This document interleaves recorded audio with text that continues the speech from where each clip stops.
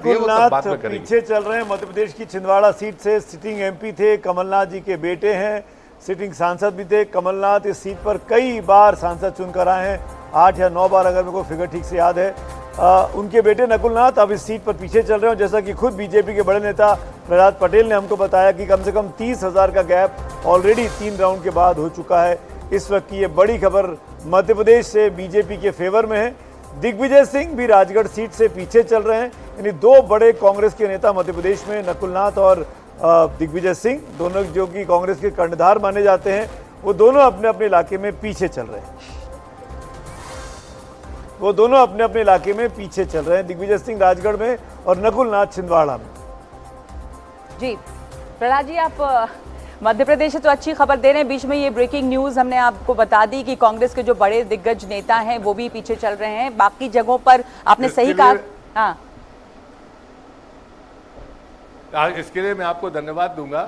वो कल ही मैंने एनडीटीवी पे कहा था कि छिंदवाड़ा और राजगढ़ तो भाजपा जीतेगी।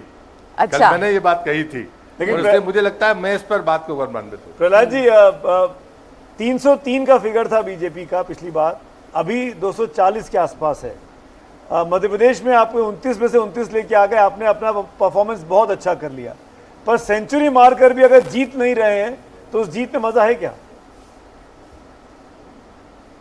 नहीं, मुझे लगता है कि देखिए, सारा दारोमदार उत्तर प्रदेश जैसा बड़ा राज्य है, वहां की संख्या से आंकड़ों में कोई परिवर्तन दिख रहा है, लेकिन मुझे लगता है कि अंतिम समय तक हम आशान्वित हैं कि उत्तर प्रदेश में जो अभी हमें दिख रहा है कि हम लगभग बराबर पर हैं, ये आंकड़ा हमारा बढ़ेगा तो आंकड़ा हमारा सुधरेगा भी। लेकिन आंकड़ा 300, लेकिन हमने उड़ीसा में बेहतर किया है, बाकी तेलंगाना में भी हम बेहतर कर रहे हैं, आंध्र और उड़ीसा जैसे राज्यों में हम सरकार बना रहे हैं। तो मुझे लगता है ऐसा नहीं है कि, पर हाँ, जो लक्ष्य हमने तय किया था उसके हम आसपास पहुंचेंगे, ये हमारा मानना है। जी, हिलाल साहब कुछ कह रहे हैं इस पर। दो बातें मैं कहना चाहता हूँ। एक तो अगर आप वोट शेयर देखें, अभी थोड़ी देर पहले हमने वोट शेयर दिखाया था, तो इंडिया अलायंस का वोट शेयर 45% जो स्क्रीन पर था वो ये था, और 44% जो था वो एनडीए का था। तो वोट शेयर के हिसाब से वोट शेयर हमेशा सीटों में नहीं बदलता। और अगर हम इसको दूसरी तरह देखें कि बीजेपी की 237 सीटें हैं, हम बहुत बात करते हैं मोदी वेव की, मोदी के नाम पर वोट की, तो क्या अगर ऐसा होता है कि सीटें कम आई हैं और भाजपा जो है वो सबसे बड़ी पार्टी है, लेकिन वो पार्टी नहीं है जो कि जाके सीधे अपने बल पर सरकार बना ले, तो क्या इसको हम मोदी वेव ना कहकर इसकी जिम्मेदारी किसी एक व्यक्ति या किसी एक समूह पर डालेंगे? आपकी बात पे निष्ठा कुछ बोलना चाह रही है, बहुत देर से हाथ उठा रही है। जी, मैं, क्योंकि हिलाल साहब ने मेरी आधी बात बोल दी है असल में, क्योंकि और मैं शुरू से यही बोले जा रही हूँ इस बार कि 2024 का जो चुनाव है वो मुद्दों का चुनाव तो रहा नहीं है, वो एक रेफरेंडम रहा प्रधानमंत्री मोदी के लिए कि क्या भारत की जनता को प्रधानमंत्री मोदी तीसरे प्रधानमंत्री के रूप में चाहिए या नहीं। और ये जो वोट शेयर की बात यहाँ पे हिलाल साहब ने बोली है, और ये जो सीटों की बात हुई है कि बीजेपी को इतनी सीट मिल रही हैं, तो यहाँ पे एक रिजेक्शन सर्टेनली, मेरे ख्याल से बीटिंग अबाउट द बुश करने की जरूरत नहीं है। वोटर का रिजेक्शन, क्योंकि सीटें कम हो रही हैं रुझानों में, उसके बाद में, क्योंकि चर्चा ही अब हम रुझानों पे कर रहे हैं, तो मेरा एनालिसिस भी रुझानों पे ही होगा, वो स्टेटमेंट भी रुझान पे हो गए, 3 घंटे हो चुके हैं, 11 बज चुके हैं, तो कहीं ना कहीं वोटर ने रिजेक्ट किया है प्रधानमंत्री को। इस बारे में हमें मतलब अब लाग लपेट के बिना बोलना चाहिए। निष्ठा, एक जल्दी बोलिए। एक छोटा पॉइंट, ये जो 1% का फर्क इंडिया अलायंस और एनडीए के बीच में दिख रहा है, इस बात को भी हमें एम्फसाइज करना पड़ेगा कि एनडीए अलायंस के रेंज थोड़ा कम है, इंडिया अलायंस का रेंज थोड़ा ज्यादा है, उस कारण से भी ये फर्क 1% का। एक छोटी सी बात संदीप भाई की बात में कि उसमें जो बीजेपी का वोट शेयर है वो 40% है इलेक्शन कमीशन के हिसाब से। जो ये तोहिन से ना, भारतीय जनता पार्टी के प्रवक्ता, युवा नेता मेरे साथ जुड़ गए हैं, अपनी बात बहुत अच्छे से आर्टिकुलेट करते हैं, अपना पॉइंट रखते हैं।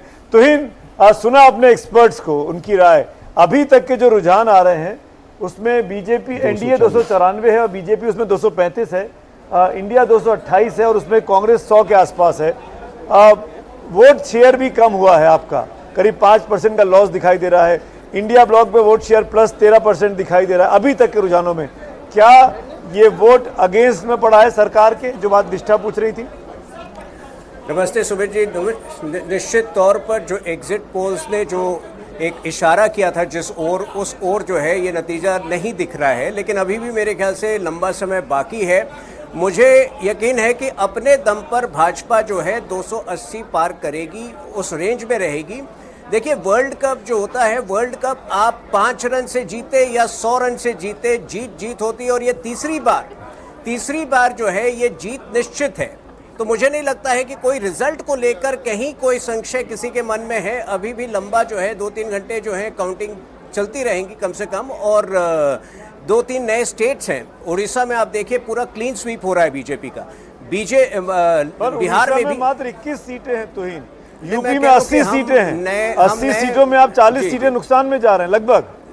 नहीं, वो 40 में देखिए अंतर बहुत कम है, तो मेरे ख्याल से 1-2 घंटे में वो 40 का आंकड़ा जो अभी आपको दिख रहा है वो काफ़ी कम होगा।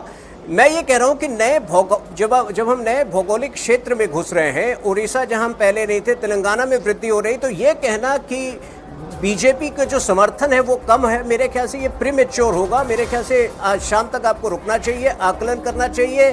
तीसरी बार जीतना जो है एंटी इनकम्बेंसी का मुकाबला करके आपकी बात पर तुहिन, एक तो ब्रेकिंग न्यूज आ गई, अजय मिश्रा टेनी का खीरी से पीछे चल रहे हैं, केंद्र में मंत्री थे और निष्ठा कुछ बोलना चाह रही थी आपकी बात सुनकर। सुल्तानपुर से मेनका गांधी भी पीछे चल रही है, ये रुझानों का है, अभी नतीजे नहीं है दोनों सीट में, जहाँ खीरी पे ना सुल्तानपुर में। निष्ठा, आपने सुना तुहिन ने आपकी बात का जवाब दिया, you want to say something?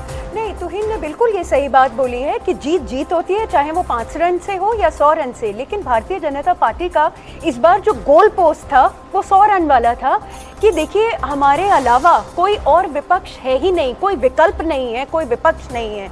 वो चीज़ मेरे ख्याल से, अगर हम रुझानों की ही बात करें, मैं वो बार बार ये डिस्क्लेमर दे रही हूँ, तो यहाँ पे ये हो रहा है, सीधी से ये चीज़ एक इमर्ज हो रही है कि विपक्ष है, और जो एक स्वस्थ डेमोक्रेसी में होना चाहिए, जो विपक्ष जो पिछले 10 साल से जो बिल्कुल सुप्तावस्था में था, वो अब जग के खड़ा हो गया, which is a great thing even for Bharatiya Janata party. तुहिन जवाब देना चाहते हैं? देखिए, हम हमेशा से बड़े लक्ष्य लेके चलते हैं, तो हम कभी कभी जो है ज़्यादातर हमारे संकल्प जो हैं वो हम प्राप्त करते हैं। अगर कभी नहीं कर पा रहे, 400 के लक्ष्य की बात कर रहा हूँ, तो पार्टी जो है वो इतनी 24/7 काम करने वाली पार्टी कि आज शाम से ही वो आत्मनिरीक्षण शुरू हो जाएगी। ना तो हम लंबी छुट्टियों पे जाते हैं, ना तो छुट्टियों पे जाते हैं, तो आज से ही शाम से वो निरीक्षण शुरू हो जाएगा कि कहाँ वो 400। एक बात बताइए तुहिन, छुट्टी लेना गलत होता है क्या? नहीं, छुट्टी लेना, लेकिन काम के वक्त जो है, देखिए कैंपेन के वक्त भी आपको 5 दिन कैंपेन करने के बाद 3 दिन छुट्टी, मैं वो कह रहा हूँ। जिम्मेदारियों से, दायित्वों से आज अगर 400 का लक्ष्य किसी वजह से नहीं हो पा रहा है, तो मैं आपको ये दावे के साथ कह सकता हूँ कि आज शाम से ही उसकी निरीक्षण शुरू हो जाएगी। और आने वाले समय में, इस साल अगर आप अगले 8 महीने का ही स्केड्यूल देखें, तो आने वाले 4 महीने में महाराष्ट्र और हरियाणा के चुनाव है, तो पार्टी हमेशा जो है वो 24/7 एक्टिव रहेगी। और ये जो भी आंकड़ा आज फाइनल आता है, उसका कोई आगे जो है भारत की राजनीति में असर नहीं पड़ने वाला है। इस समय आप जो आंकड़े दिख रहे हैं, रुझान जो है 296, 226, एनडीए 296 और इंडिया गठबंधन जो 226, तो ये जो फासला है तुहिन, क्या वो कुछ परेशान करता है आपको? क्योंकि ये गैप बहुत ज्यादा जिस तरह का लगता था, या राइट ऑफ किया गया था इस खेमे को, जिसे बार बार बीजेपी ने घमंडिया गठबंधन बताया, अब वो गठबंधन उम्मीद से ज़्यादा बेहतर कर रहा है, कम से कम एक चुनौती दे रहा है लगातार। तो ये सरप्राइज था आप लोगों के लिए? नहीं, देखिए, निश्चित रूप से जो लक्ष्य हमने अपने लिए रखा था, और जो एग्जिट पोल्स भी जिस ओर इशारा कर रही थी, उसके अनुकूल ये परिणाम आते नहीं दिख रहे। तो निश्चित रूप से थोड़ा सा एक डिस्पैरिटी तो है ही उसमें, लेकिन अभी भी मुझे लगता है कि अगले दो घंटे प्रतीक्षा करनी चाहिए फाइनल नंबर्स के लिए, क्योंकि बहुत सारी सीटें जहां यूपी में आप बात कर रहे हैं वो कम मार्जिन वाली सीटें हैं, वो अभी भी हम वापस पा सकते हैं। दूसरा, देखिए, मुझे नहीं लगता है कि विपक्स भी बहुत सीरियसली इन नंबर्स को। कौन सी सीटें उत्तर प्रदेश में उम्मीद है आपको कि वापस पा सकते हैं? यूपी के बहुत सारी सीटें, मैं चूंकि थ्रू आउट टीवी पे ही था, मैं एग्जैक्टली आपको सारी सीटें नहीं बता सकता हूँ। मैं ये कह रहा हूँ कि विपक्ष भी इतनी सीटों की अपेक्षा नहीं कर रहा होगा। आपने देखा 4 फेजेस ऑफ इलेक्शन के बाद तो ये अपनी मैनिफेस्टो बदल रहे थे, अचानक नए नए प्रॉमिस कर रहे थे कि आप 5 केजी अनाज देंगे तो हम 10 केजी देंगे, ऐसी बातें जो मैनिफेस्टो में नहीं लिखी गई थी। तो मेरे ख्याल से इस पूरे परफॉर्मेंस का आकलन आज जब रिजल्ट आ जाती है अगले 3 घंटे में तो वो आरंभ हो जाएगी और तब मेरे ख्याल से ये क्लियरली हम बता पाएंगे। लेकिन निश्चित रूप से जो लक्ष्य हमने रखा था उससे ये थोड़ा सा अलग भटकता दिख रहा है।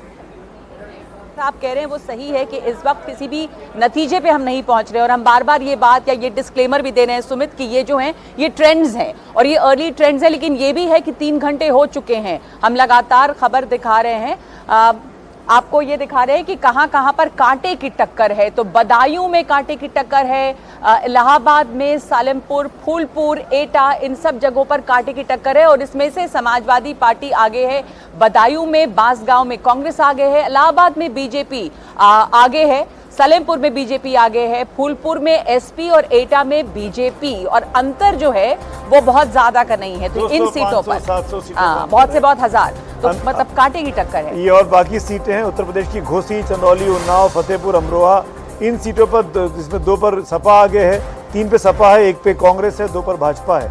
वही 2000 सवा 2000 वोटों का अंतर है, बहुत ही कांटे की टक्कर है और ये वो क्रिटिकल सीटें हो सकती हैं जो अंत में टैली को किसी भी तरीके से एक तरफ या दूसरी तरफ मोड़ सकती हैं। ये उत्तर प्रदेश की जो 80 सीटें जिनमें 10 में कांटे की टक्कर चल रही है वो हम आपको आपके सामने दिखा रहे हैं। ये देखिए, ये बाकी की 4-5 सीटें और आ गई। गाजीपुर में सपा आ गए 3000 वोट से, जौनपुर में सपा आ गए 3400 वोट से, खेरी में सपा आ गए 4000 वोट से, फर्रुखाबाद में बीजेपी आ गए 4000 वोट के आसपास से, धौरहरा में सपा आगे है बीजेपी से 4820 वोटों से। ये 15 सीटें जिसमें कांटे की टक्कर उत्तर प्रदेश में चल रही है। जी, अनुमा आचार्य भी जुड़ गई है, कांग्रेस की प्रवक्ता तुहिन सिन्हा भी मेरे साथ हैं। तुहिन, मैं अनुमा के पास आता हूं। अनुमा जी, थोड़ा सा 1 सेकंड और वेट कर लीजिए।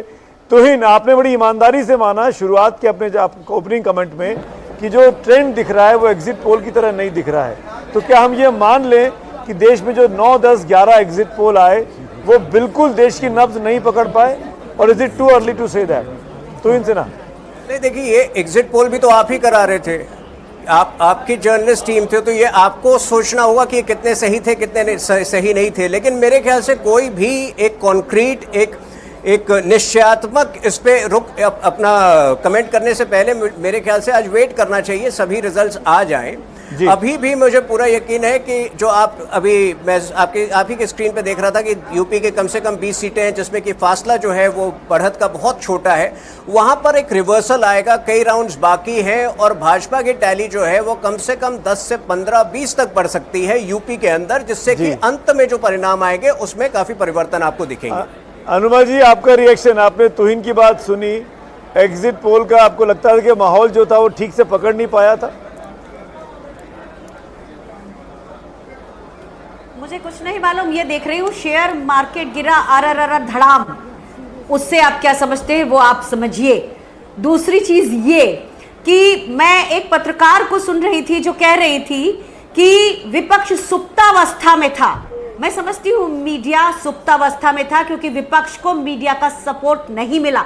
ऐसे पत्रकारों के कारण ही हम 161वें नंबर पर आए हैं पत्रकारिता की स्वतंत्रता के मामले में। और जहां तक कांग्रेस का सवाल है, निश्चित तौर पर कांग्रेस का वोट शेयर भी बढ़ रहा है, कांग्रेस की सीटें बढ़ रही हैं। हमारा जीतना ना जीतना, हम उसके सिर्फ 75 सीट दूर हैं, लेकिन भारतीय जनता पार्टी लगभग 105 सीट दूर है। तो ये बताता है कि बड़बोलापन, और मैं मानती हूँ ठीक है, आप ये कह सकते हैं कि सरकार वो बना सकते हैं। मेरा ये कहना है कि कांग्रेस कभी भी चुनाव की मशीन नहीं रही। कांग्रेस का अर्थ होता है देश की जागृति, देश के लोगों का संघर्ष, उन संघर्षों का सम्मान, ये है कांग्रेस। कांग्रेस चुनावी मशीन नहीं है। जैसा भी माहौल था, जितना संघर्ष कांग्रेस ने किया, सभी ने देखा है, मीडिया का कोई सपोर्ट नहीं था।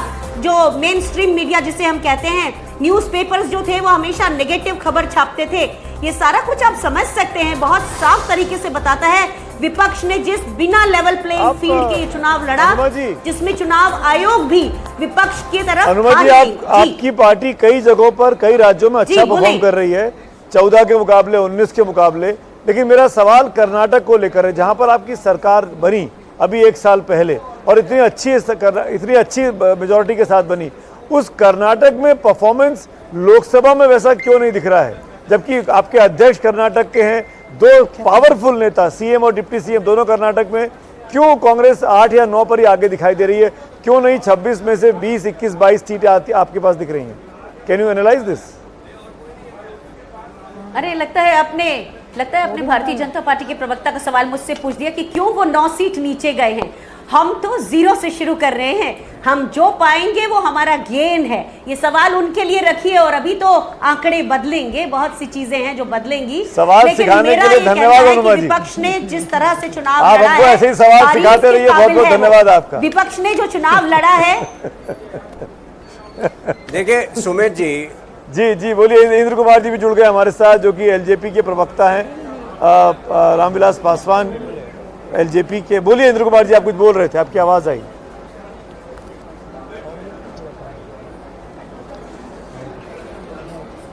मैं सुमित जी ये कह रहा था,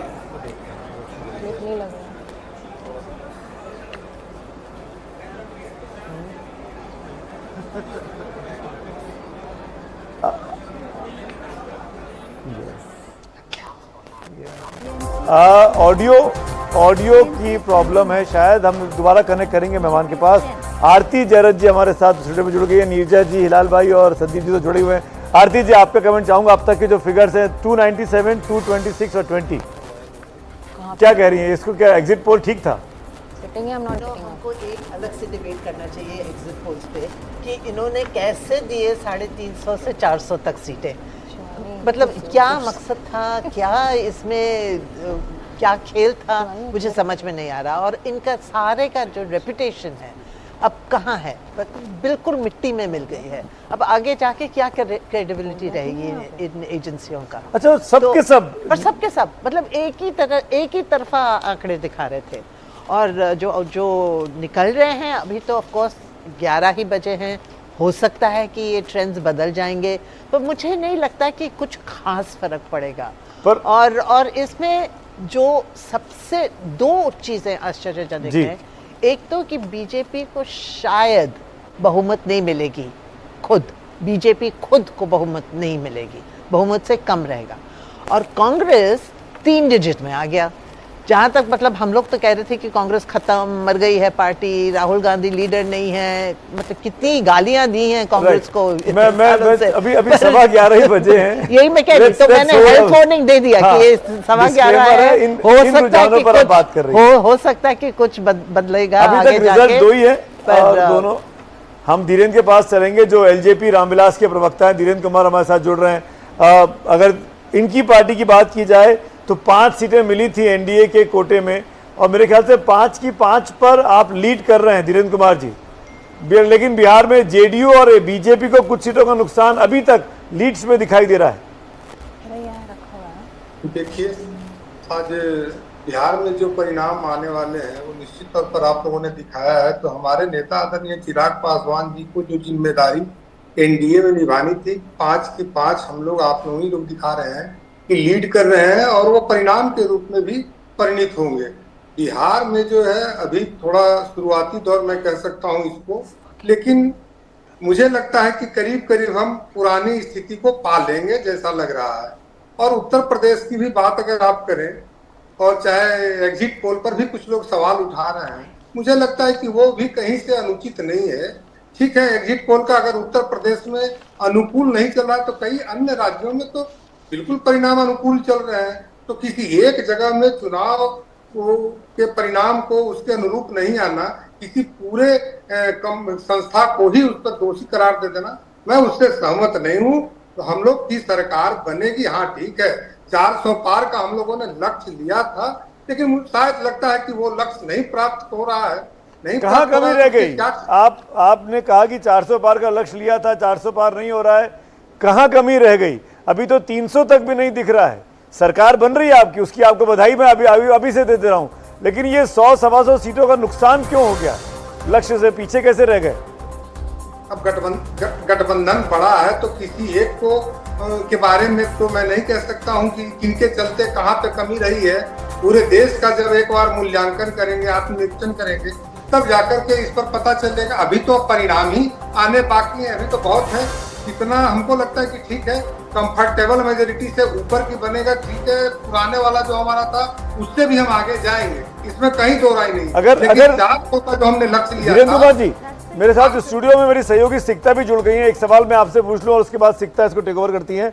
ये मैं पूछना चाह रहा था कि अगर बीजेपी के अपने दम पर 272 नहीं आई, तब सहयोगियों का क्या रुख होगा नेतृत्व को लेकर?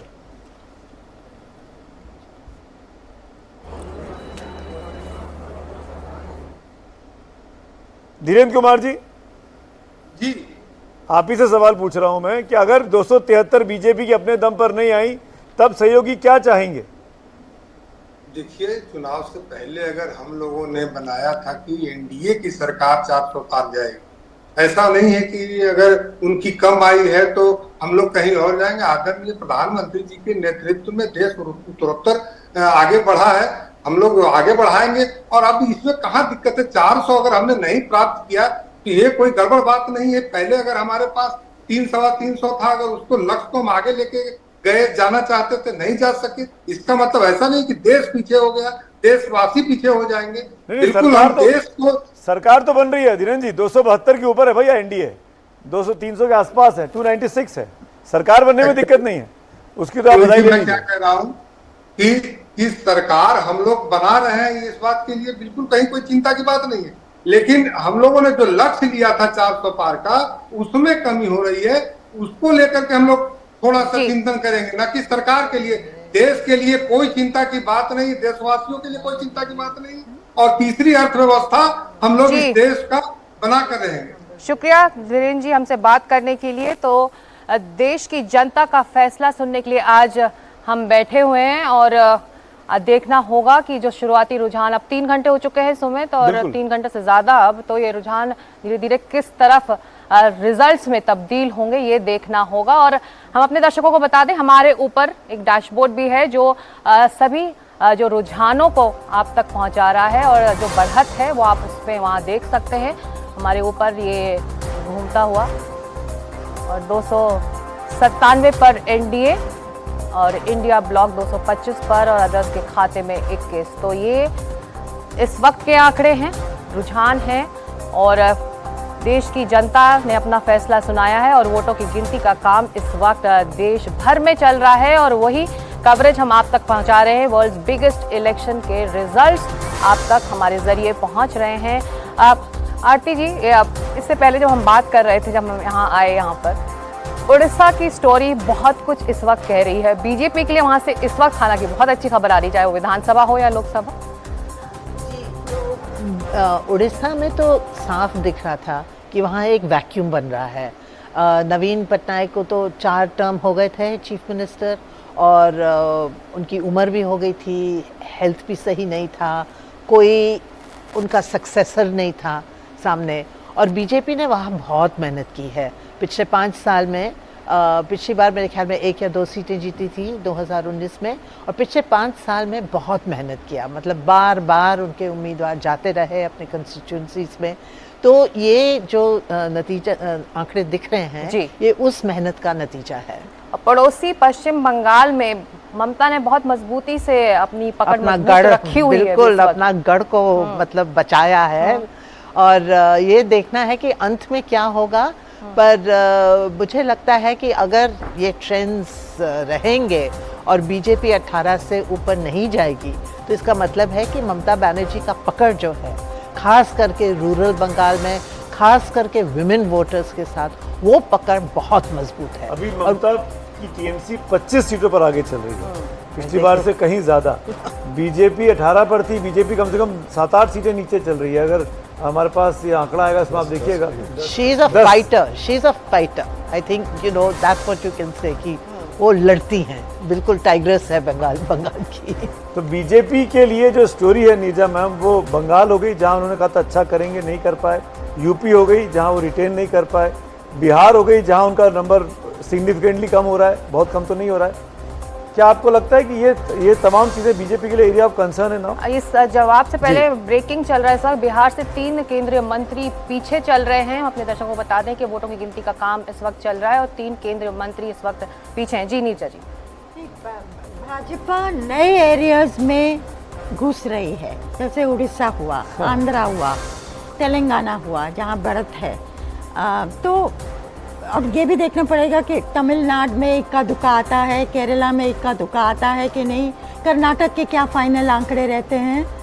लेकिन जो एरियाज में वो स्ट्रॉन्ग थी, और ख़ासकर मैं बार बार कह रही हूँ कि ये उत्तर प्रदेश इस इलेक्शन को ओवरटर्न कर रहा है, और उत्तर प्रदेश को समझने की ज़रूरत होगी, क्योंकि सपा के नेता, शीर्ष नेता भी नहीं मानते थे कि उनकी टैली इतनी होगी जो कि आ रहा है। तो क्यों आ रहा है कि अपील इंडिया की कुछ जगहों पे बहुत है, आगे बढ़ रहे हैं, महाराष्ट्र में ये है, राजस्थान में है, हरियाणा में है, पर यूनिफॉर्मली नहीं है।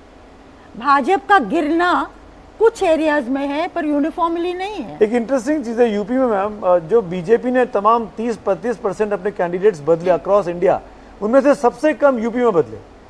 सबसे कम जो यूपी बीजेपी ने अपने पुराने सांसदों को 62 में से आई थिंक 54 या 53 को दोबारा चुनाव लड़वाया। बिल्कुल, बिल्कुल। तो आई थिंक वो भी एक एंटी इनकम्बेंसी का फैक्टर हो सकता है। नहीं, एक और चीज है, बीजेपी ने उन लोगों को टिकट दिए जो बाहर से आए थे, हाँ। जिसको हम लोग कांग्रेसाइजेशन ऑफ बीजेपी की तरह कहते थे। तो उससे भी अंदर खाने भी नाराजगी रही है। अंदर खाने से कितना पुशबैक आया है बीजेपी के लिए, इसको स्टडी करने की जरूरत होगी। दूसरा ये है कि अगर भाजपा का अपना आंकड़ा 230, 35, 40, 45 ये अगल बगल रहता है, तो फिर नरेंद्र मोदी क्या एक कोalition गवर्नमेंट को हेड करने वाले हैं? ये तो मैं आपसे पूछने वाला था। तो अभी तक मैं आपको कट टू 1989 राजीव गांधी 414 से घट के 221 पे आए थे एंड ही सेड कि मैं विपक्ष में बैठूंगा। तो ये सब सवाल अब खुल जाएंगे, पर everything depends on final result. पर एक चीज मैं कहना चाहती हूँ कि मुझे ना ये 2004 की झलक नजर आ रही है, ये अब तक जो ट्रेंड्स आ रहे हैं इसमें, क्योंकि उस टाइम मुझे याद है LK अडवाणी जी ने कहा था these were an aggregate of state elections, और यहाँ भी लग रहा है कि हर प्रदेश में अलग मुद्दा था, अलग मूड था। कोई जो नेशनल वेव जो हमने 2014 में देखा था या 2019 में देखा था, वो कोई नेशनल मूड नहीं रहा है इस चुनाव के दौरान। ये हर स्टेट में अलग मूड था, और इसीलिए हम ये इतनी वेरिएशन देख रहे हैं। विपक्ष ने जितना चुनाव को लोकलाइज किया उतना बीजेपी के लिए कठिन वक्त हो गया। अक्सर जब भी बीजेपी की सफलता की बात करते हैं तो हम अक्सर ये कहते हैं कि बीजेपी को RSS का समर्थन मिला, लेकिन अब जबकि बीजेपी की सफल हो रही है ख़ास तौर से उत्तर प्रदेश में, तो क्या हम ये कह सकते हैं कि RSS मूल रूप से सांस्कृतिक ऑर्गेनाइजेशन है और नड्डा जी ने जो कहा उसका कोई इस चुनाव पर असर नहीं था? ये अहम सवाल है, क्योंकि आम तौर पर जैसे ही भाजपा जीतती है हम ये कहना शुरू कर देते हैं कि भाजपा इसलिए जीतती है क्योंकि उसको सोशल सेक्टर में RSS और एफिलिएटेड ऑर्गेनाइजेशन का समर्थन मिलता है। ये हार का समय है और नीचे आने का समय है, तो क्या इसकी जिम्मेदारी उन संस्थाओं पर जाएगी कि नहीं जाएगी? ये एक बड़ा अहम सवाल है। जो मुद्दों की बात हो रही थी, क्या लोकल और हाइपर लोकल मुद्दे इन चुनावों में हावी रहे, जिसका नतीजा हम इन स्क्रीन पर इस वक्त देख रहे हैं? देखिए, जहाँ जहाँ NDA को छोड़ के पक्ष सरकार में है राज्यों में, उन राज्यों में लोकल इश्यूज को हाईलाइट किया गया, और कर्नाटका को छोड़ के दूसरे राज्यों में उसका इम्पैक्ट आप देख रहे हैं। तेलंगाना में भी आप देखेंगे अभी ट्रेंड्स ये दिखा रहे हैं कि बीजेपी और कांग्रेस के सेम नंबर ऑफ सीट्स दिख रहे हैं वहाँ पे। सो जहाँ विपक्ष के पार्टीज सरकार में थे राज्य में, वहाँ पे ये लोकल फैक्टर का इम्पैक्ट आप साफ देख रहे हैं। पर मैं वापस उत्तर प्रदेश पे थोड़ा फोकस करना चाहूँगा। पिछले चुनाव के परिणाम और अभी के रुझान देखे तो अगर हमने देखा तो यहाँ पे बीजेपी को NDA को 26 सीटों का घाटा दिखाई दे रहा है, जिसमें से 24 सीट बीजेपी के ही हैं। सो ये 24 सीट आप जो यहाँ कम देख रहे हैं, वही शायद वो 241 का नंबर जो जहाँ पे बीजेपी अभी अटक गया है, 272 तक जाने के लिए ये 24 सीट इस 24 में से सर 15 सीटें ऐसी हैं जो कांटे की टक्कर में, जो 5000 से कम वोट पर चल रही हैं। तो एक ईवीएम खुली, एक राउंड बदला तो सब पलट जाएगा। कुछ प्रतिक्रियाएं भी आ रही हैं, कुछ नीरज जी मैं आऊंगी, कुछ प्रतिक्रियाएं भी आ रही हैं नेताओं के। केसी त्यागी से हमारे सहयोगी हिमांशु शेखर ने बात की, आइए पहले उनको सुन लेते हैं। आप कैसे देखते हैं जो ट्रेंड्स आए हैं, क्या वजह है आपको लगता है अभी एनडीए फिर से लीड में? देखिए, एक तो संविधान में, लोकतंत्र में संपूर्ण आस्था हम लोगों की है, लिहाजा जनता के हर फैसले को हम स्वागत और अभिनंदन करते हैं। पर ये इसकी उम्मीद थी, ये कहा जा रहा था 400 पार का टारगेट लेकर एनडीए आगे बढ़ रही है। देखिए, चुनाव के दौरान कार्यकर्ताओं का उत्साह बढ़ाने के लिए और अपने जनमानस को आंदोलित करने के लिए सभी राजनीतिक दल अपना अपना व्यू पॉइंट जनता के सामने रखते हैं। इस सब के बावजूद भी एनडीए बहुमत में है, उसका स्वागत है। बिहार में सभी राजनीतिक दल लगभग और मीडिया चैनल नीतीश कुमार को एक पराजित योद्धा के रूप में दिखा रहे थे। आज के आंकड़े साबित करते हैं कि नीतीश का जादू अभी तक जस का तस कायम है और जो बिहार की जीत है वो नीतीश कुमार की शक्ति का प्रदर्शन भी करती है। उन्होंने प्रधानमंत्री के साथ एक मुलाकात भी की है और कई तरह की चर्चा भी राजनीतिक गलियारों में होती रही है उनकी मुलाकात को लेकर। नीतीश कुमार जी की प्रधानमंत्री से मुलाकात के बहुत ज़्यादा अर्थ नहीं निकाले जाने चाहिए। कल से जिस तरह से अफवाहों का बाजार चला है उसका हम सिरे से उसको नकारते हैं। दिल्ली में एनडीए के नेता के रूप में नरेंद्र मोदी जी सभी को स्वीकार्य हैं, उसी प्रकार से बिहार में नीतीश कुमार जी एनडीए के नेता के रूप में सभी को स्वीकार्य हैं। हमारे साथ हिमांशु इस वक्त लाइव जुड़ गए। हिमांशु के पास चलते हैं। हिमांशु को मैं देख भी पा रहा स्क्रीन पे। हिमांशु, आपने त्यागी जी से बात की, बड़ा अच्छा अलायंस है दोनों पार्टियों का बिहार में, और जो अपने मेरे पास वो आ रहा है सीटों का हिसाब किताब, उसमें जेडीयू 16 में से 15 पर अभी तक आगे चल रही है और बीजेपी जो 17 लड़ी थी उसमें से 12 पर आगे चल रही है। तो जो ये परसेप्शन बनाया गया था बीते 2-3 महीने में कि नुकसान जेडीयू करेगी, वो दरअसल अभी तक के जो रुझान है उसमें ये लग रहा है कि नुकसान तो बीजेपी करा रही है इस अलायंस का। नीतीश कुमार ने बचा लिया इस अलायंस को। जी, और यही वजह है कि उन्होंने बहुत ही एक स्पष्टीकरण भी जारी किया है। केसी त्यागी से मैंने ये पूछा कि क्या नीतीश कुमार मुख्यमंत्री बने रहेंगे, आप ये कहना चाहते हैं? तो उन्होंने कहा कि देखिए, नीतीश कुमार का जादू जस का तस कायम है इन चुनावों में, और जो अब तक जो रिजल्ट्स आए हैं उससे बहुत स्पष्ट है कि नीतीश कुमार के पास जनता का समर्थन है। वो जनता द्वारा चुने गए एक निर्वाचित मुख्यमंत्री हैं, वो कोई नॉमिनेटेड सीएम नहीं है। और ये मुझे लगता है ऐसे समय पर ये स्पष्टीकरण आया है जब नीतीश कुमार की प्रधानमंत्री के साथ जो मुलाकात हुई थी उसके बाद कई तरह के कयास लगाए जा रहे थे कि क्या नीतीश भी एनडीए सरकार में शामिल हो सकते हैं जो नई सरकार का गठन होने वाला है।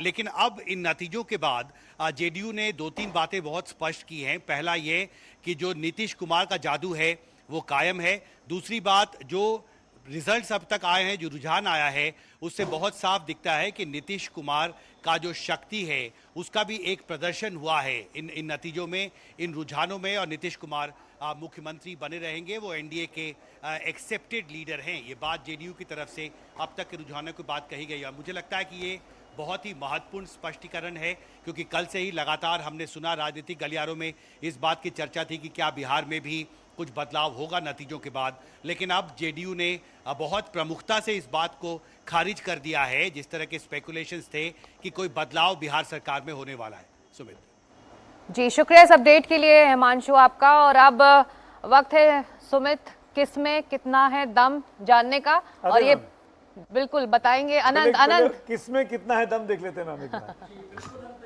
हैमर के जरिए हम बताना चाह रहे हैं और ये हम हैमर को पुश करते हैं यहाँ पर, तो देखते हैं कि एनडीए का नंबर कहां तक पहुंचा है अभी तक। 96 एनडीए रुझानों में भी आगे चल रहा है 296 सीटों पर। अब जरा बात कर लेते हैं इंडिया गठबंधन की। एक बार फिर से हैमर का इस्तेमाल करेंगे और ये हम यहां पर अगर हैमर का इस्तेमाल करते हैं तो एनडीए का नंबर अभी आ रहा है और इंडिया गठबंधन का देखते कहां तक आंकड़ा ये आ रहा है, और ये आंकड़ा आता है 227 का। जी हाँ, इंडिया गठबंधन और एनडीए के बीच शुरुआत से ही टक्कर चल रही है। 8 बजे से काउंटिंग का सिलसिला शुरू हुआ और अब 12 बजने जा रहे हैं। 4 घंटे काउंटिंग को हो चुके हैं और ये जो नंबर आ रहा है 296, कभी 297, 227, कभी 228 और यहाँ पर ये नंबर दोनों के बीच झूलता हुआ। अगर अदर्स की हम बात करें तो वहां पर 20 अदर्स के खाते में सीटें जाने का। फिर से रुक करेंगे सुमित का और सिकता का। जी नीजा जी, आप कहना कुछ चाह रही थी, हमने देख लिया किसमें कितना है दम। जी क्योंकि बहुत इंटरेस्टिंग था कल, बहुत ये तेज गर्मा गर्म मतलब र्यूमर था कि नीतीश कुमार आए, प्रधानमंत्री से मिले, क्या प्रधानमंत्री उनको दिल्ली लाना चाहेंगे एक मिनिस्टर के रूप में और वहाँ भाजपा का चीफ मिनिस्टर बनेगा। अब जो आंकड़े आ रहे हैं, जो लीड आ रहे हैं, उससे ये मुश्किल हो जाएगा। मैं ये पूछना चाह रही थी कि केसी त्यागी अगर उनसे बात होती, अच्छा।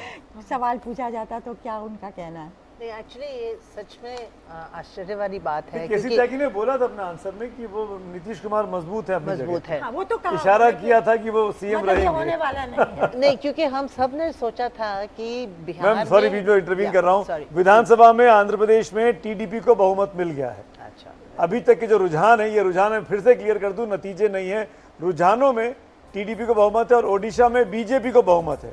बहुत सालों के बाद उड़ीसा में सरकार बदलेगी, बीजेडी की सरकार जाएगी अगर ये ऐसा होता है। कितने साल के बाद? 25 साल के बाद। सिक्ता का तो राज्य है, सिक्ता उड़िया है। जी बिल्कुल, और मैं वहाँ का दौरा करके भी आई थी, तो जमीन पर जैसा कि सुमित, हम लोग जब भी रिपोर्ट करने जाते हैं कैमरे में लोग कहने से डरते हैं कि हम किसको वोट कर रहे हैं, लेकिन ये अंडर करंट था। लेकिन जब फॉर्मली किसी से पूछो तो शायद बीजेडी का नाम ले लें या बीजेपी का नाम ले लें, तो इसीलिए एग्जिट पोल का इशारा भी हमको उतना कुछ। जी तो बीजेपी के लिए अच्छी खबर उड़ीसा से और आंध्रा से आ रही है। हाँ, लेकिन इसमें एक और बात कि अगर पिछले 2014 के बाद से जितने भी चुनाव उड़ीसा में हुए, चाहे वो विधानसभा के हों चाहे वो लोकसभा के हों, उसमें मोदी फैक्टर बहुत अहम रोल उसने प्ले किया है, विधानसभा में भी और लोकसभा में भी।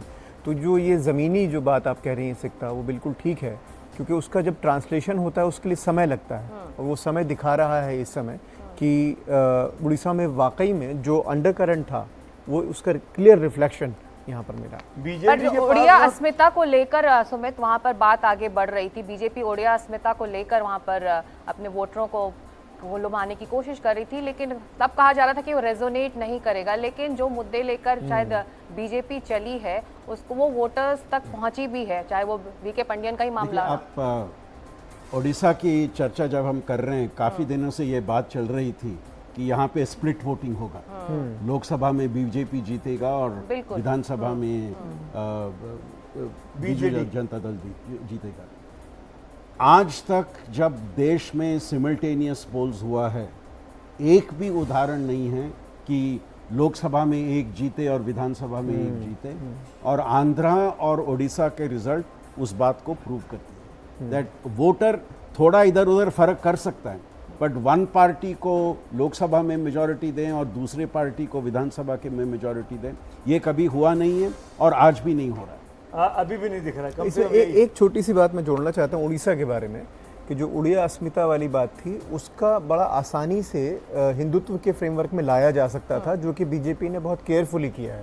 उसका असर है ये, इसको हम नजरअंदाज नहीं कर सकते। क्या बीजेडी का फ्लिप फ्लॉप करना, किसी मुद्दों पर बीजेपी का साथ दे देना, फिर बीजेपी के अगेंस्ट चले जाना, विधानसभा में रैलियां अलग अलग करना, मेरा सवाल इनफैक्ट आप चारों से कि ये बीजेडी की स्थिति ऐसी क्यों हो रही है? क्यों नवीन बाबू की पार्टी जो इतने पॉपुलर नेता माने गए अचानक से विधानसभा भी हार रहे हैं और लोकसभा में बुरी पार्टी खराब प्रदर्शन कर रहे हैं? मुझे लगता है 24 साल के बाद थकान है, बहुत क्लियर स्पष्ट रूप से दिखती है वो थकान, और ये भी कि उनकी तबीयत ठीक नहीं है, बहुत कम वो कैंपेन के लिए आए इक्का दुक्का जगह, और ये भी फैला कि भी पांडियन जो उनके ब्यूरोक्रेट थे वो सब कुछ चला रहे थे, अब वो उनके वारिस होने जा रहे हैं क्योंकि वो पॉलिटिक्स में आ गए हैं। तो इस सब से लेके मुझे लगता है काफ़ी नुकसान था। और दूसरी तरफ एक विकल्प के रूप में भाजपा थी, जैसे कि आरती ने कहा, पिछले 5 सालों में काम कर रहे थे, उनके लोग वहाँ थे, धर्मेंद्र प्रधान, संबित पात्रा, कई शख्सियत हैं जो मेहनत की है उन्होंने, तो एक वहाँ विकल्प रुके दिख रहा अरुण था। सिंह जो बीजेपी के प्रवक्ता हमारे साथ जुड़ रहे हैं। अरुण जी, आपके जुड़ने से पहले हमने अभी ब्रेकिंग न्यूज चलाया, उड़ीसा में बीजेपी को बहुमत मिल गया है विधानसभा में, और आंध्रा में आपके सहयोगी वहाँ पे सरकार बना रहे हैं। तो रुझान में जी तो आप लोगों के लिए वहां से तो अच्छी खबर आ रही है। नहीं, बिल्कुल। देखिए, उड़ीसा में ग्रेजुअली हम आगे बढ़े हैं। 2014 में जाकर के हम 18% थे, जो 33% विधानसभा में आए, और 21% हमको लोकसभा मिला था 2014 में, और 2019 में वो 38% हुआ। और उस समय भी इनके खिलाफ एंटी इनकम्बेंसी थी। बीजेपी 1 से 8 लोकसभा सीट जीती थी। इसके बाद आज क्लीन स्वीप हो रही है, और विधानसभा में पिछली बार भी लीडर अपोजिशन फर्स्ट टाइम बना था। मोदी जी के नेतृत्व में अवध रूप से उड़ीसा में लगातार भारतीय जनता पार्टी अच्छा प्रदर्शन कर रही थी, और आज पूर्ण बहुमत की सरकार वहां पे बन रही है, क्लीन स्वीप कर रही है। सभी को डबल इंजन की सरकार वहां बनाने के पहले से चाह रहे थे, और उन्होंने बनाने का काम किया है। उड़ीसा के अगर गांव में जाकर के देखेंगे, इतने साल के शासन में रहने के बाद भी नवीन बाबू वही गांव में मकान नहीं बने हैं, पीने का पानी नहीं मिलता। अगर जाके देखें, सड़कें टूटी हुई है। एमडीएफ के फंड को उन्होंने बिल्कुल लूट लिया। करप्शन चरम पे है, माफिया राज चरम पे है, और ऊपर से चला कौन रहा है? पांडियान चला रहे थे, जो तमिलनाडु के रहने वाले। ये तो खैर फैक्टर था। आपके पास उड़िया नेताओं की, कई सारे नेताओं को आपने दिल्ली से ले जाकर वहाँ लड़ाया। जैसे धर्मेंद्र प्रधान को लड़ाया आपने संबलपुर में, भले ही लोकसभा लड़ाया। संबित पात्रा वहाँ बीते 5 साल 7 साल से मेहनत कर रहे थे, वो पूरी पे लड़ रहे हैं। मैं ये पूछना चाह रहा हूँ अरुण सिंह जी आपसे कि आने वाले वक्त में अगर ये सरकार बन रही है आपकी, जो कि दिख रहा है अभी रुझानों में, तो धर्मेंद्र प्रधान साहब दिल्ली की राजनीति छोड़कर उड़ीसा की राजनीति करेंगे क्या, या कोई और मुख्यमंत्री का चेहरा है?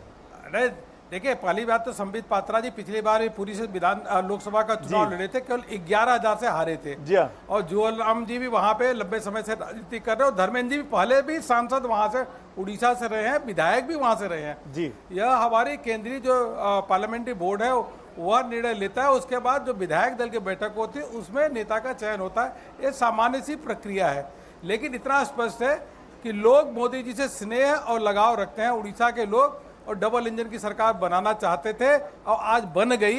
यह उड़ीसा की जनता इसे बहुत खुश और प्रसन्न है। एक सवाल, आंध्र प्रदेश में भी देखिए, अगर आंध्र प्रदेश की बात किया आपने, आंध्र प्रदेश अभी चुनाव करा करके मैं आया वहाँ, चुनाव प्रभारी था।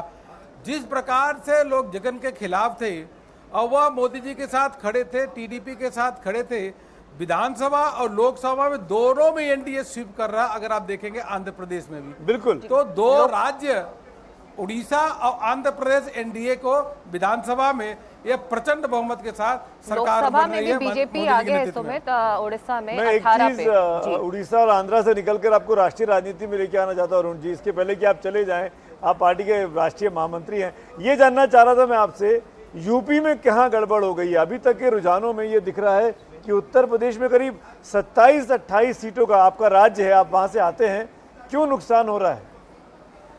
देखिए, उत्तर प्रदेश की जहाँ तक मैं बात करूँ, अभी हमको लगता है कि सीटें बढ़ेगी, लेकिन अगर रुझान पे बात करते हैं तो 1-2 फैक्टर जो हमको जो दिखता है, वह जो उत्तर प्रदेश का सामाजिक समीकरण है। अगर आप देखें तो 15-20 लोकसभा ऐसी है, वहाँ सामाजिक समीकरण बड़ा ही एक तरीके से कॉम्प्लिकेटेड है। बहुजन समाजवादी पार्टी ने उतनी अच्छी तरीके से जो चुनाव एक दम पे लड़ते हैं, वो उन्होंने चुनाव लड़ा नहीं, और कुछ जगहों पे जरूर नकारात्मक राजनीति हुई है। नहीं तो यही उत्तर प्रदेश में 2017 में 325 सीटें बीजेपी जीती विधानसभा में। क्या आपको लगता है कि राजपूतों की जो नाराजगी थी, जो पहले दूसरे फेज में दिखी, क्या वो बीजेपी के लिए भारी पड़ी है? ये जो मैसेज चला गया कि योगी जी को बदला जा सकता है आने वाले वक्त में, मैं जमीन पे जाकर के देखा, एक कोई मैसेज ऐसा नहीं था, और ना ऐसा पूर्वांचल में था, ना पूरे उत्तर प्रदेश में था, ऐसा कोई मैसेज नहीं था। ये थोड़ा बहुत इन्होंने जो नकारात्मक राजनीति किया, और थोड़ा इनकी सोशल इंजीनियरिंग, जो 40%, 45%, 35% अगर एक ही वर्ग के वोट मतदाता हो, तो उनको थोड़ा विजय हासिल करना थोड़ा कभी-कभी तो सोशल इंजीनियरिंग तो आपने भी की। अनुप्रिया पटेल आपके साथ थी, राजभर साहब को आप अपने साथ ले आए थे, आरएलडी साथ में, आरएलडी को आप ले आए थे। नहीं, वो सीटें हम जीतेंगे, लेकिन मैं इधर की बात कर रहा हूँ, जो पश्चिम यूपी और जगह की, जो अब वो मैं बता नहीं सकता, लेकिन समझने की बात है 30%, 35%, 40% ऐसे मतदाता जो सामान्य रूप से हमको कम मतदान करते हैं, जो तीसरी पार्टी खड़ी होती है थोड़ा वोट ले जाती है। इस बार बसपा अरुण जी आपसे आरती जैरत जी सवाल पूछना चाह रही हैं। अच्छा आप कहिए सवाल ही पूछ लेते हैं। इसमें मैं आपसे जानना चाह रही थी कि बसपा का क्या रोल रहा, बसपा के मतलब कलैप्स से आप लोगों को नुकसान हुआ? तो बसपा का जाटव वोट था वो कहीं और चला गया, आपके पास नहीं आया, तो उससे नुकसान हुआ है आप लोगों को? मतलब दूसरी तरफ को फायदा हुआ इसलिए आपको नुकसान हुआ? वो तो वोट परसेंटेज आएगा तो आप सब मीडिया के लोग जरूर एसेस करेंगे और बहुत सारे राजनीतिक पंडित तो वो भी एसेसमेंट करेंगे, लेकिन जितनी मजबूती के साथ लड़ना चाहिए था मुझको लगता है उतना मजबूती के साथ वो नहीं लड़ पाई, और यह भी एक कारण रहा होगा। और दूसरा और भी फैक्टर रहे होंगे, लेकिन मुझको लगता है कि एक बार नतीजा पूरा आने दीजिए जी, उस नतीजे के आने के बाद असेसमेंट करना चाहिए। अभी तो बहुत सारे राउंड की काउंटिंग बची हुई है, पूरी काउंटिंग होने के बाद हमको उत्तर प्रदेश में बहुत बड़ा नुकसान नहीं होने वाला है, ऐसा मुझे प्रतीत होता है। चलिए क्योंकि लोगों के जीवन जी धन्यवाद। Sorry, thank you so much, आपने वक्त निकाला, जुड़े हमारे साथ। हम भी जानते हैं कि अभी हम दोपहर में 11:45 पे आपसे बात कर रहे हैं, जबकि कि ज़्यादातर रुझान हमारे साथ है। हमारे साथ क्लाइड कैस्ट्रो जुड़ गए, शरद पवार साहब के एनसीपी के प्रवक्ता हैं, राष्ट्रवादी कांग्रेस पार्टी शरद पवार जिसका नाम है। आपको बधाई दे दूं, आपका परफॉर्मेंस जो चर्चा हो रही थी महाराष्ट्र में कि बीजेपी और जो एनडीए है वो ज़्यादा अच्छा करेगा महायुति, उसके मुकाबले तो महाविकास आघाड़ी ठीक करता हुआ दिखाई दे रहा है। 10 सीटों पर आपकी पार्टी 8 सीटों पर लीड कर रही है, 10 पर उद्धव ठाकरे की पार्टी लीड कर रही है और 11 पर अभी तक कांग्रेस लीड कर रही है। देखिए, जब शुरुआत हुई थी, चुनाव की शुरुआत हुई थी, तब बीजेपी कह रही थी कि भाई राष्ट्रवादी कांग्रेस पार्टी शरद चंद्र पवार को नेस्त नाबूद कर दे, और फिर कहा कि महाविकास आघाड़ी भी ऑपोजिशन नहीं रहेगा। आज देखिए आपके सामने महाराष्ट्र की जनता ने उन्हें नकारा है। देखिए, महाराष्ट्र की जनता समझ जाती है और समझ रही है कि भाजपा जो राजनीति कर रही, गंदी राजनीति कर रही, शब्द यूज कर रहा हूं, माफ कीजिए मुझे, गंदी राजनीति का जो उपयोग किया उन्होंने, लोग नाराज हो गए।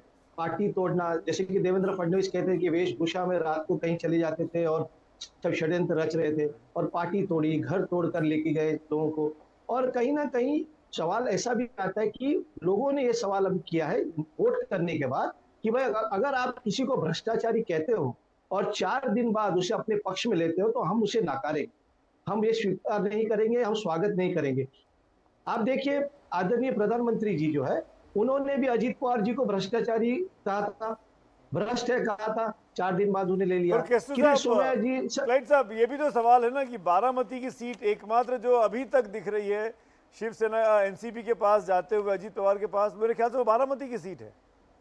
नहीं देखिए, नहीं, मेरे पास अभी रियल टाइम रुझान आ रहे हैं, बताइए। सुप्रिया ताई जो है 19,000 से लीडिंग कर रहे हैं, 19,000 रियल टाइम है, क्योंकि मैं टच में हूँ ऑफिस से वहां पर, तो मुझे डायरेक्ट आ रही है, आपको भी पता चल जाएगा। 19,000 वोटों से, जब मैंने 15 मिनट 20 मिनट पहले चेक किया, 19,000 वोटों से वो लीडिंग में है और वो जीत जाएंगे, आसानी से जीत जाएंगे। जो बात क्लाइड करे शास्त्री जी, जो बात क्लाइड करे, जब ये एनसीपी हो चाहे शिवसेना हो, जब उनका 2 फाड़ हुआ तो कहा गया कि ये जो चुनाव है एक तरह से रेफरेंडम होगा कि कौन है असली इनमें और विरासत को आगे कौन ले जाएगा, तो ये नतीजे कुछ उसी दिशा में एक रेफरेंडम बता रहे हैं क्या? चारों फैक्शंस का इलेक्टोरल टेस्ट पहले नहीं हुआ था, आज हो रहा है, और कौन सा लेजिटिमेट शिवसेना फैक्शन है, कौन सा लेजिटिमेट एनसीपी फैक्शन है, वो फैसला आज होगा। ये 2 फैक्शन सरकार में रहे होंगे, उनके ज्यादा एमएलए और एमपी रहे होंगे, पर आज फैसला होगा कि लेजिटिमेट शिवसेना और लेजिटिमेट एनसीपी कौन सी है, और इसका प्रभाव वर्ष के एंड में जो महाराष्ट्र का विधानसभा चुनाव होगा उस पे परिणाम आप देखेंगे। इनफैक्ट इससे जुड़ा मेरा सवाल हिलाल भाई आपसे है, दोनों के पास ओरिजिनल सिंबल चला गया, ना शरद पवार के पास बचा ना उद्धव ठाकरे के पास बचा, सिंबल पे चुनाव लड़ा जाता है, सिंबल आपको दबाना पड़ता है जाके, इसके बावजूद भी दोनों पार्टियां हार रही हैं अभी तक जो रुझानों में दिख रहा है। बीजेपी को भी 12-13 सीट का नुकसान हो रहा है, उसका तो नुकसान नहीं, उसका तो सिंबल नहीं गया था। क्या बीजेपी ने जो तोड़फोड़ की, जो ये इमेज बनी कि बीजेपी की वजह से ऐसा हो रहा है, क्या उसका खामियाजा बीजेपी उठा रही है, कोई और वजह है ये? बहुत ज़्यादा। देखिए, वही जो अभी हम थोड़ी देर पहले भी बात कर रहे थे कि ये शब्द बहुत सही है, तोड़ फोड़। और इसका मैसेज जब नीचे जाता है तो वो तीनों लेवल पर जाता है, सेंट्रल लीडरशिप पर भी जाता है, वो कार्यकर्ता के स्तर पर भी जाता है और वोटर के लेवल पर भी जाता है।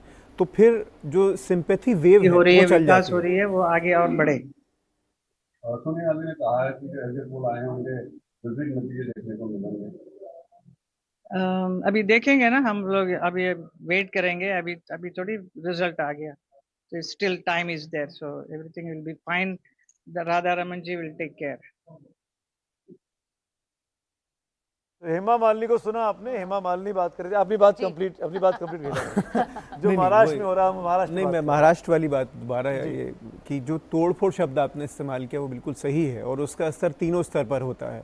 ऊपर के स्तर पर जब नेता टूटते हैं, बीच के स्तर पर जब कार्यकर्ता टूटते हैं और नीचे के स्तर पर जब वोटर टूटते हैं, तो उससे एक सिंपैथी वेव तो बनती है और उसका परिणाम बहुत स्पष्ट रूप से महाराष्ट्र में दिख रहा है। और एक बात जो आप बीजेपी का भी नंबर्स महाराष्ट्र में लीड्स में कम दिख रहा 12 है, सीटें, वो शायद इस कारण से है कि जिन सीटों पे बीजेपी उद्धव सेना से कॉम्पीट कर रहा था वहां उसका इम्पैक्ट शायद ज्यादा हो रहा है। ये देखना चाहिए, ये डेटा और ये देखना सारा इम्पैक्ट जैसा कि आप बीजेपी का काफ़ी टक्कर कांग्रेस के साथ हुआ, वो विदर्भ एरिया में।